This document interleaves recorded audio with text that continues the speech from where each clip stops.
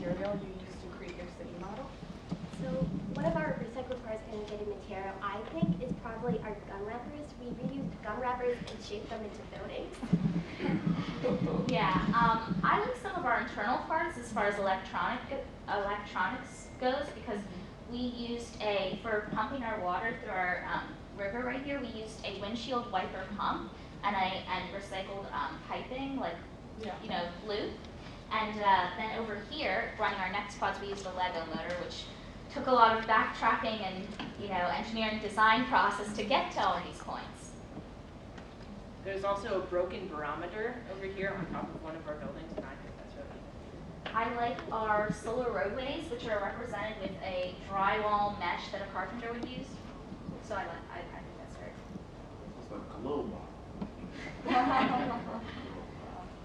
A little bit. Yeah.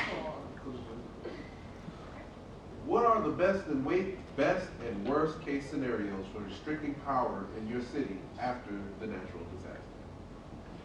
Yeah, so I would have to say the best case scenario would be if we had a flood, then we would be able to use that water first off for our hydroelectric plants, and then all the excess water that came into the city would go into the troughs along our solar roadways. And then if there was excess water coming from, the bay and it was overflowing, we'd use riparian buffers and divert it into the rice paddy fields or back down in the Mexicawa underground storage facility. Yes, we do have many redundancy plans in case our major energy sources do go down, such as our fusion plant. We have hydroelectric, solar electric roadways, and lots of other energy sources that we can use in case it were to go down.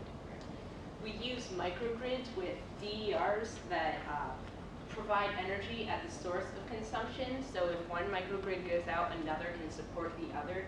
And our microgrids consist of micro hydroelectricity, solar roadways, PT electricity from the solar roadways.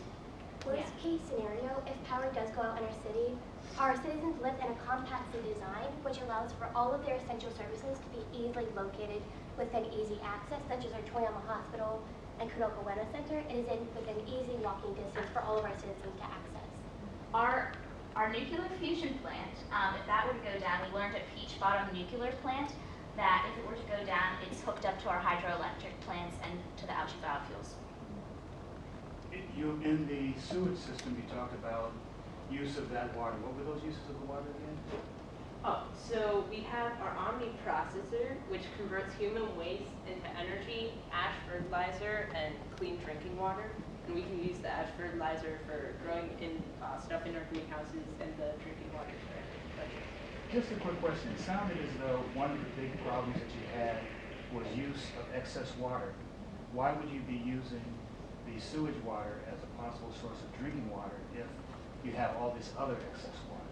So we have a lot of snow melt water, and sometimes when our stuff overflows, we can't just collect it all, and we have it drain into the Matsukawa, where it can also be filtered in a water treatment plant. But the Omni processor creates electricity and fertilizer, and water is just another byproduct that we can use. And I guess the only reason I'm asking that is people don't want to hear that I'm drinking sewage water. Yeah, that's only as a last resort. But it seems like if you got all this other excess water, yeah, that would be an absolute last resort. We learned about some of these solutions at EcoTown and these Omni processors from the Chief Resiliency Officer of Toyama, Japan, which is Dr. Joseph Runzo Inada. We were able to contact him, teleconference, email, and he was able to share presentations and books on Toyama.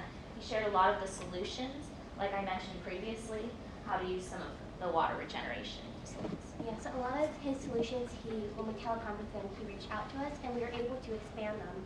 And some of these are actual real solutions that they are hoping to create for the future. Yeah. I think I heard something. Can I see the back again? Yes, because that showed me The power distribution. power distribution, Yeah. and you said it all goes to the single point. Yeah, so our access to energy is exchanged upward at this single point of contact in a Right. transformer station where high voltage travels in three-phase transmission lines. The three-phase transmission lines are located in troughs in our solar roadways. Oh. Yeah. we're protecting that single point. If you want, you can come up closer to see, like. Okay, some of the- I'll come up there. Yeah. Come up there and see. Yeah, It's pretty much, yeah, 100 seconds. Oh, okay. yeah. Thank you very much. I'll be Thank all you.